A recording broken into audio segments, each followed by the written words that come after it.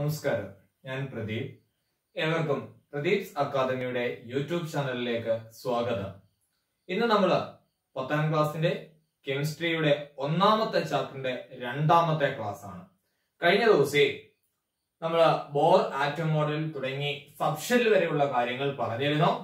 ഇന്ന് നമ്മൾ പറയുന്നത് സബ്ഷെൽ ഇലക്ട്രോൺ വിന്യാസം, സബ്ഷെൽ ഇലക്ട്രോണിക് കോൺഫിഗറേഷനുമായി ബന്ധപ്പെട്ട കാര്യങ്ങളാണ് പറയുന്നത്. സബ്ഷെൽ ഇലക്ട്രോൺ വിന്യാസം, സബ്ഷെൽ ഇലക്ട്രോണിക് കോൺഫിഗറേഷൻ.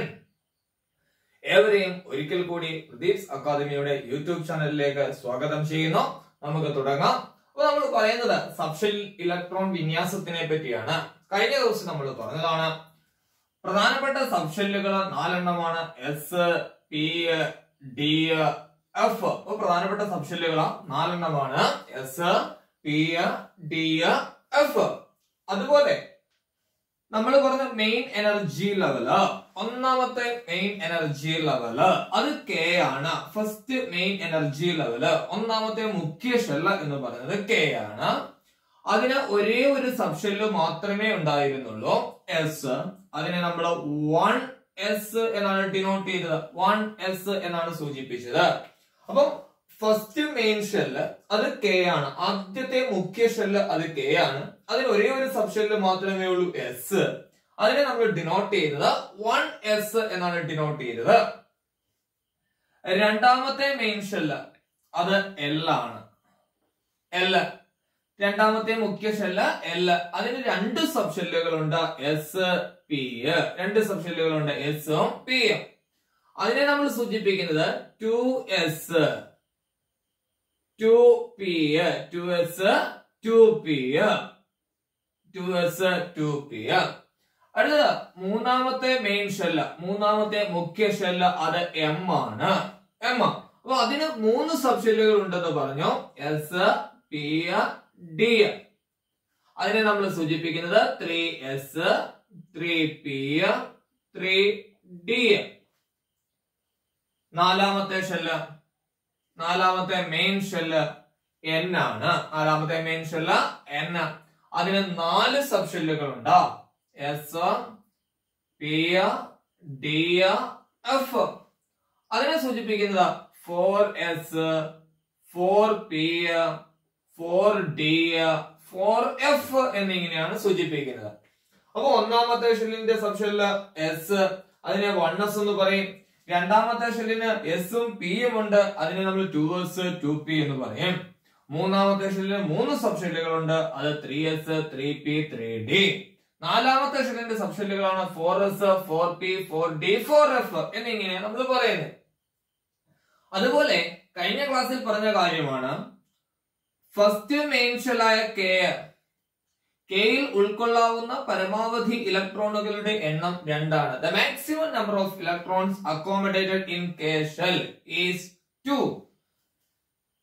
രണ്ടാമത്തെ മെയിൻ ഷെല്ലായ എൽ, എല്ലിൽ ഉൾക്കൊള്ളാവുന്ന പരമാവധി ഇലക്ട്രോണുകളുടെ എണ്ണം 8. The maximum number of electrons accommodated in L shell is 8. അടുത്ത മൂന്നാമത്തെ ഷെല്ലായ എമ്മിൽ ഉൾക്കൊള്ളാവുന്ന പരമാവധി ഇലക്ട്രോണുകളുടെ എണ്ണം 18. അവിടെ അക്കോമഡേറ്റ് ചെയ്യാൻ പറ്റുന്ന maximum number of electrons 18, 18. എന്നില് 32 electrons, 32 ഇലക്ട്രോണിനെയാണ് ഉൾക്കൊള്ളാൻ പറ്റുന്നത്. അതേപോലെ നമുക്ക് പറയാം എസ് സബ്ഷെല്ല്, എസ് സബ്ഷെല്ലിൽ ഉൾക്കൊള്ളാൻ പറ്റുന്ന പരമാവധി ഇലക്ട്രോണുകളുടെ എണ്ണം 2. The maximum number of electrons accommodated in S subshell, S സബ്ഷെല്ലിൽ ഉൾക്കൊള്ളാൻ പറ്റുന്ന പരമാവധി ഇലക്ട്രോണുകളുടെ എണ്ണം അത് 2 ആണ്, 2. അപ്പൊ ഒന്നാമത്തെ ഷെല്ലിന്റെ സബ്ഷെല്ലായ എസ്, അതിനെ എങ്ങനെ സൂചിപ്പിക്കാം, 1s. അവിടെ പരമാവധി എത്ര ഇലക്ട്രോണിനെ പറ്റും, 2. ഇങ്ങനെ രണ്ടാമത്തെ ഷെല്ലിന്റെ സബ്ഷെല്ല് എസും പിയുമാണ്. അതിനെ നമ്മൾ സൂചിപ്പിക്കുന്നത് 2s, 2p, 2s. എസില് എത്ര ഇലക്ട്രോണിനെ പറ്റും, 2 എണ്ണത്തിനെ പറ്റും, 2 എണ്ണത്തിനെ പറ്റും. ഇപ്പൊ 1s 2, 2s 2, 3s 2, 4s 2. S സബ്ഷെല്ലിലെല്ലാം എത്ര ഇലക്ട്രോണിനെ പറ്റുള്ളൂ, 2 എണ്ണത്തിനെ പറ്റുള്ളൂ. പിയില് പരമാവധി 6 ഇലക്ട്രോണിനെ പറ്റും, 6 ഇലക്ട്രോണിനെ പറ്റും. അപ്പൊ 6 2 എത്രയായി, 8. കണ്ടോ? അപ്പൊ രണ്ടാമത്തെ ഷെല്ലിൽ 2 സബ്ഷെല്ലുകൾ ഉണ്ടല്ലോ, ഏതൊക്കെയാ, എസും പിയും. എസിൽ എത്ര ഇലക്ട്രോൺ? 2 ഇലക്ട്രോൺ. പിയിൽ എത്ര ഇലക്ട്രോൺ? 6 ഇലക്ട്രോൺ. അപ്പൊ മൊത്തം എത്രയായി? 6 × 2 8 ഇലക്ട്രോൺ. അങ്ങനെയാണ് രണ്ടാമത്തെ ഷെല്ലിൽ 8 ഇലക്ട്രോൺ ആവുന്നത്. അടുത്തത് മൂന്നാമത്തെ ഷെല്ല്. മൂന്നാമത്തെ ഷെല്ല് എമ്മിൽ മാക്സിമം എത്ര ഇലക്ട്രോണിനെ പറ്റും? 18. അതിന് 3 സബ് ഷെല്ലുകൾ ഉണ്ട്. ഏതൊക്കെയാ? S, P, D. അതായത് നമ്മൾ പറയും 3s 3p 3d എന്നാ പറയുന്നത്. 3s 3p 3d എന്നാ പറയുന്നത്. 3s s എത്രണ്ണം?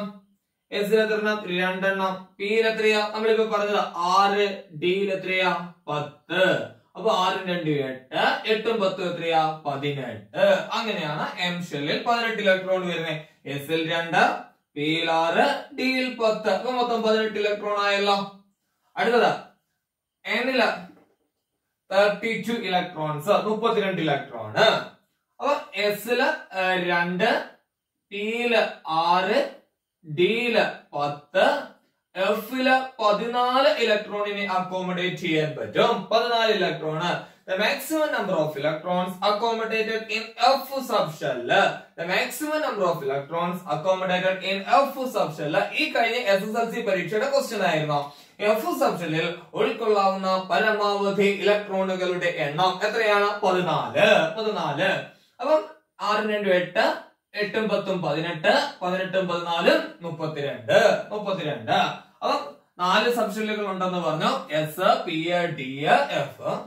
എസിൽ ഉൾക്കൊള്ളാവുന്ന പരമാവധി ഇലക്ട്രോൺ 2, പിയിൽ ഉൾക്കൊള്ളാവുന്ന പരമാവധി ഇലക്ട്രോൺ 6, ഡിയിൽ ഉൾക്കൊള്ളാവുന്ന പരമാവധി ഇലക്ട്രോൺ 10, എഫിൽ ഉൾക്കൊള്ളാവുന്ന പരമാവധി electron 14.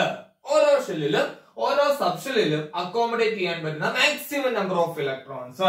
SL2, P6, D10, F14. അപ്പൊ ഇനി ഈ പറഞ്ഞ സബ്ഷെല്ലുകളിൽ നമുക്ക് ഇലക്ട്രോണുകളെ ഡിസ്ട്രിബ്യൂട്ട് ചെയ്യണം. സബ്ഷെല്ലുകളിൽ ഇലക്ട്രോണുകളെ വിതരണം ചെയ്യണം.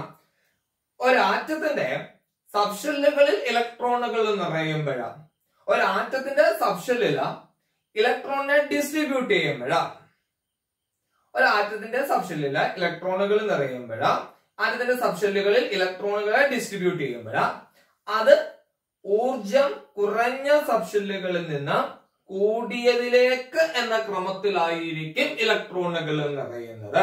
ഒരാറ്റത്തിന്റെ സബ്ഷെല്ലുകളിൽ ഇലക്ട്രോണിനെ വിന്യസിക്കപ്പെടുമ്പോഴ്, ഒരാറ്റത്തിന്റെ സബ്ഷെല്ലിൽ ഇലക്ട്രോണിനെ വിന്യസിക്കപ്പെടുമ്പോഴ് ഊർജം കുറഞ്ഞതിൽ നിന്ന് കൂടിയതിലേക്ക് എന്ന ക്രമത്തിലായിരിക്കും ഇലക്ട്രോണുകൾ നിറയുന്നത്. അതായത് ഇലക്ട്രോൺ ഏറ്റവും ആദ്യം നിറയുന്നത് ഏറ്റവും ഊർജം കുറഞ്ഞ സബ്ഷെല്ല്, അതിനുശേഷം ഊർജം കൂടിയത്, അതിനുശേഷം അതിലും ഊർജം കൂടിയത്, അതിനുശേഷം അതിലും ഊർജം കൂടിയത്. അതായത് ഊർജം കൂടി വരുന്ന ക്രമത്തിലായിരിക്കും സബ്ഷെല്ലുകളിൽ ഇലക്ട്രോണുകൾ നിറയുന്നത്. എനർജിയുടെ ഇൻക്രീസിംഗ് ഓർഡറിലാണ് സബ്ഷെല്ലുകളിൽ ഇലക്ട്രോൺ ഫില്ലിംഗ് നടക്കുന്നത്. അങ്ങനെ ഒരു ആറ്റത്തിന്റെ സബ്ഷെല്ലുകളിൽ ഇലക്ട്രോണിനെ വിന്യസിക്കപ്പെടുമ്പോൾ ഊർജം കുറഞ്ഞതിൽ നിന്ന് കൂടിയതിലേക്ക് എന്ന ക്രമത്തിലാണ് ഇലക്ട്രോണുകൾ നിറയുന്നത്. ഇതിനെയാണ് സബ്ഷെൽ ഇലക്ട്രോൺ വിന്യാസം എന്ന് പറയും. സബ്ഷെൽ ഇലക്ട്രോൺ വിന്യാസം എന്നാ പറയുന്നത്. സബ്ഷെൽ ഇലക്ട്രോൺ വിന്യാസം, സബ്ഷെൽ ഇലക്ട്രോൺ വിന്യാസം. When the electrons in an atom are distributed in the subshell, ഇലക്ട്രോണിനെ എവിടെ ഡിസ്ട്രിബ്യൂട്ട് ചെയ്യുക? സബ്ഷെല്ലുകളിൽ ഡിസ്ട്രിബ്യൂട്ട്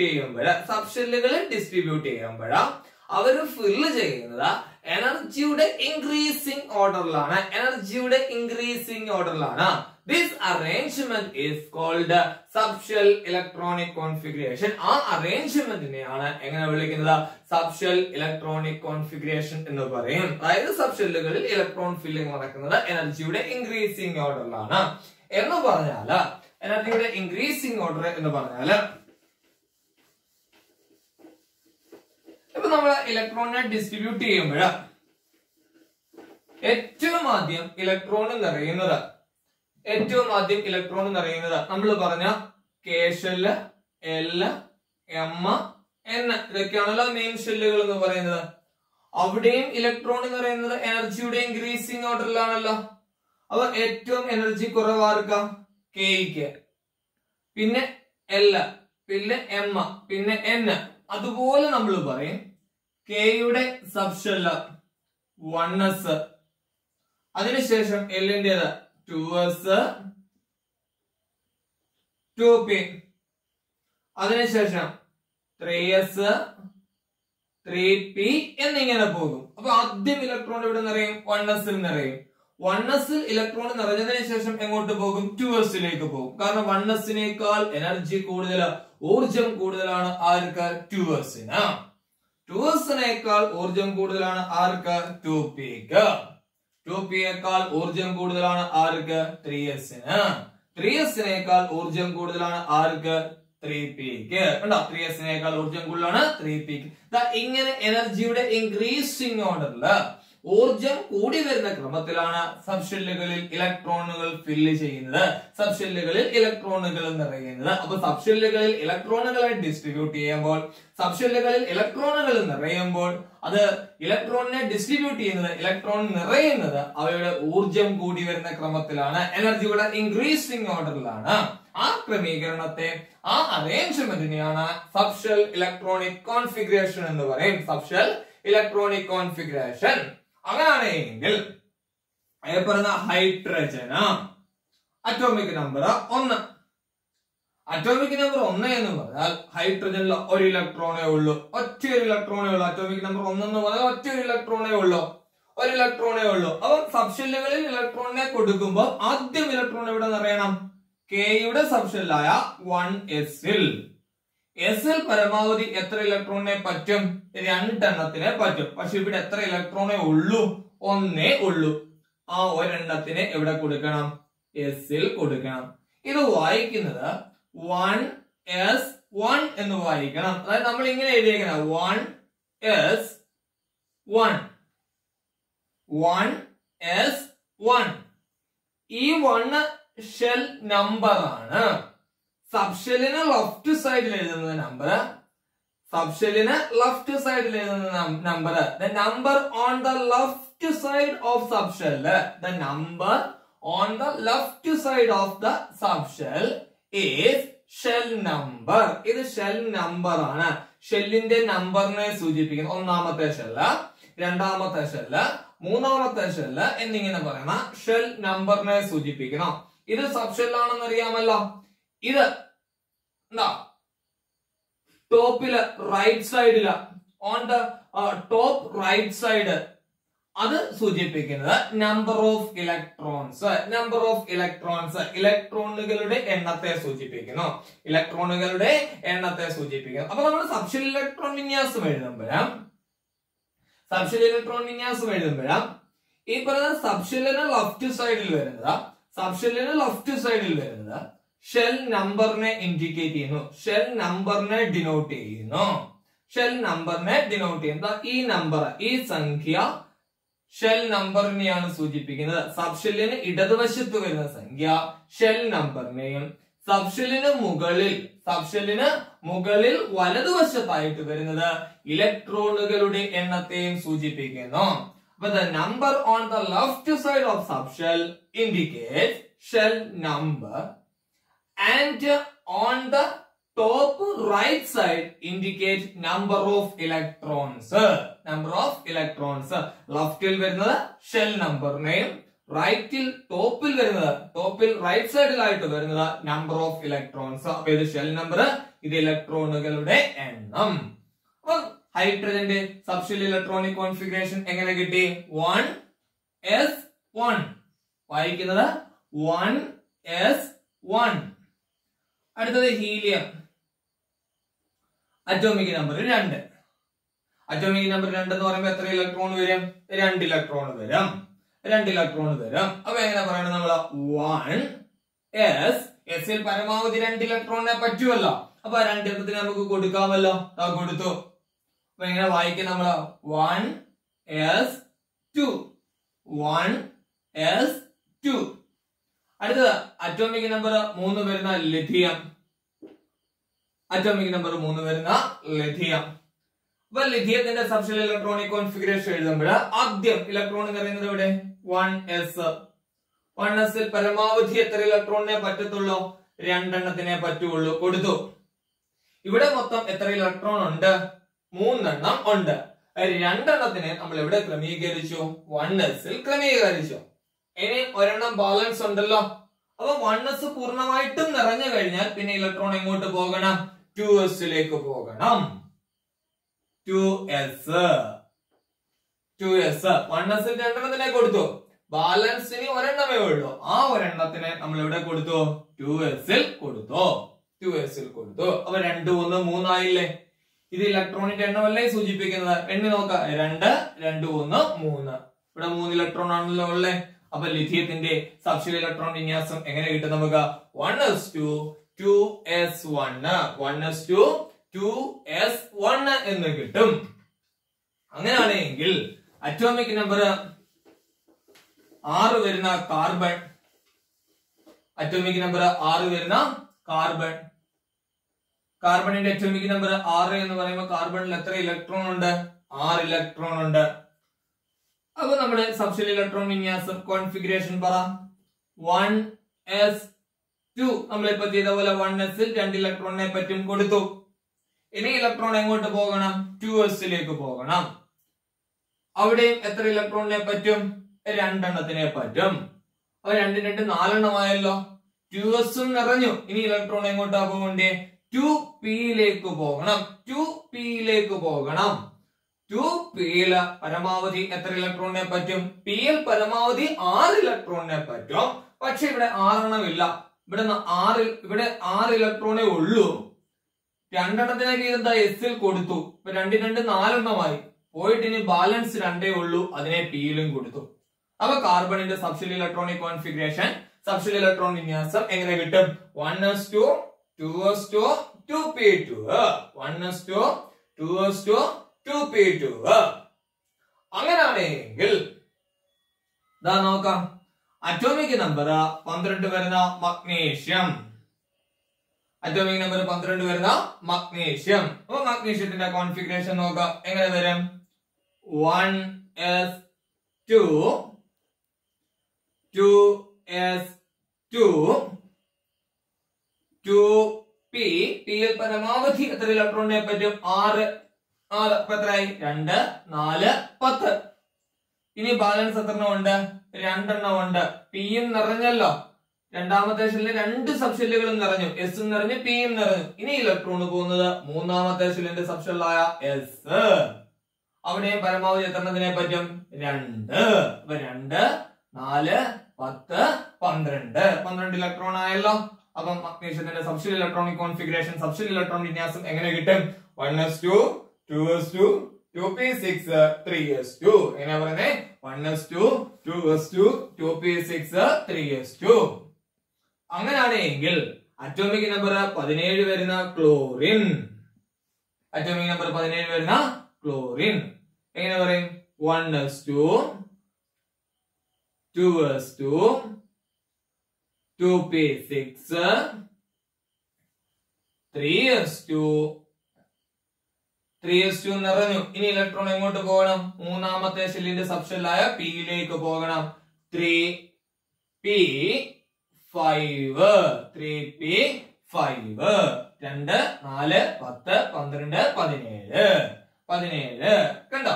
ഇങ്ങനെയാണ് നമ്മൾ സബ്ഷെൽ ഇലക്ട്രോൺ വിന്യാസം എഴുതുന്നത്, സബ്ഷെൽ ഇലക്ട്രോണിക് കോൺഫിഗറേഷൻ എഴുതുന്നത്. അപ്പൊ ഇപ്പൊ നമ്മൾ പറഞ്ഞതനുസരിച്ച് സബ്ഷെല്ലുകളിൽ ഇലക്ട്രോൺ നിറയുന്നത് അവയുടെ ഊർജം കൂടി വരുന്ന ക്രമത്തിലാണ്. സബ്ഷെല്ലുകളിൽ ഇലക്ട്രോണുകൾ നിറയുന്നത് അവയുടെ ഊർജം കൂടി വരുന്ന ക്രമത്തിലാണ്.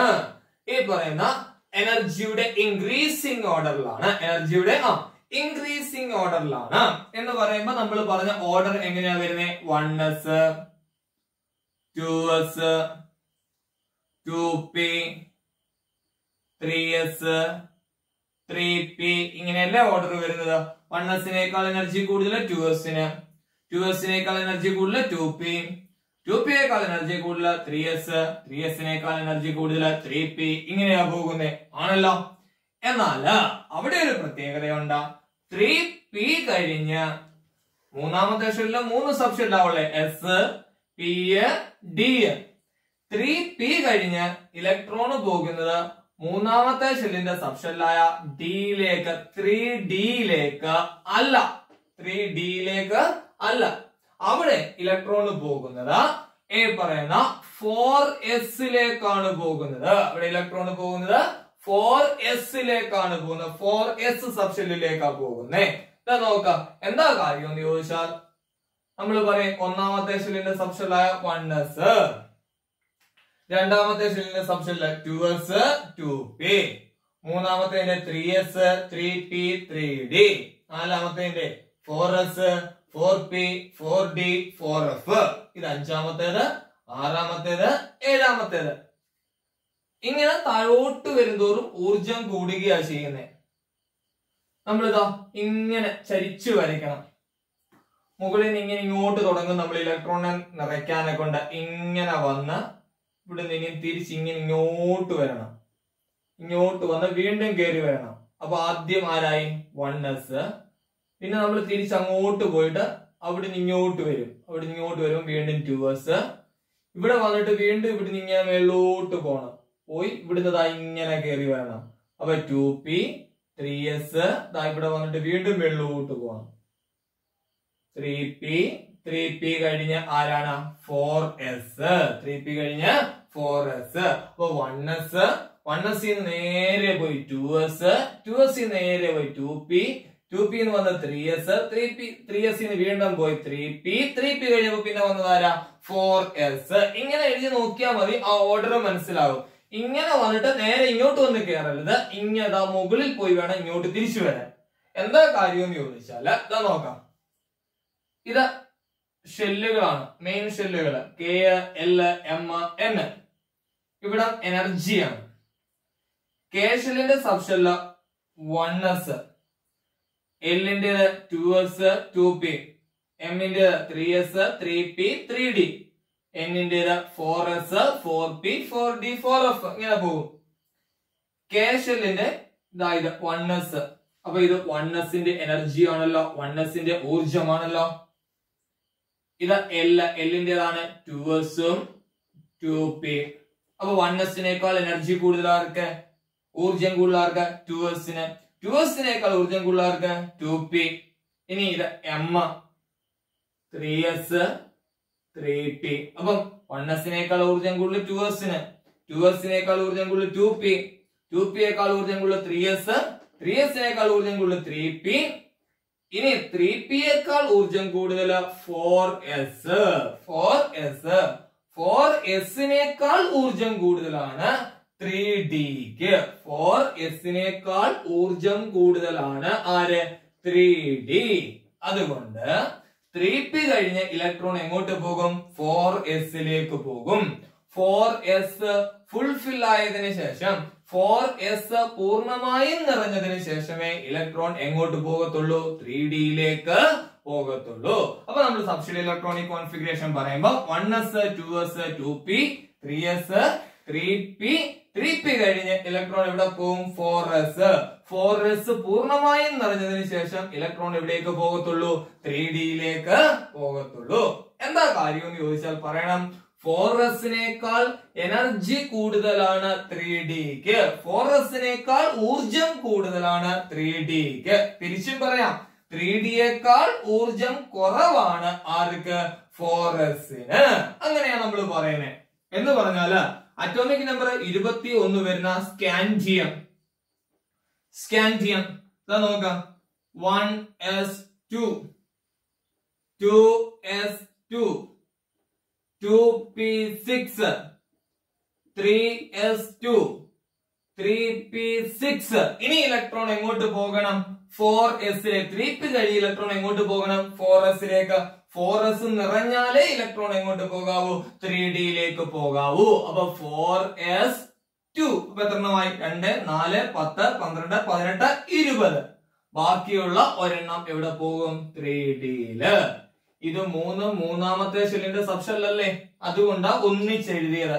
പക്ഷെ ഇലക്ട്രോൺ എങ്ങനെയാ നിറഞ്ഞത് 4sൽ നിറഞ്ഞതിന് ശേഷമാണ് ഇലക്ട്രോൺ എവിടെ നിറഞ്ഞത് 3dയിൽ. എഴുതുമ്പോ നമ്മൾ ഒന്നിച്ചങ്ങ് എഴുതും. പക്ഷെ ഇലക്ട്രോൺ നിറയുമ്പോ എങ്ങനെയാ 4s പൂർണ്ണമായും നിറഞ്ഞതിന് ശേഷമേ ഇലക്ട്രോൺ എവിടേക്ക് പോകാവൂ 3dയിലേക്ക് പോകാവൂ. അപ്പൊ അങ്ങനെയാണ് നമ്മൾ സബ്ഷെൽ ഇലക്ട്രോൺ വിന്യാസം എഴുതുന്നത്.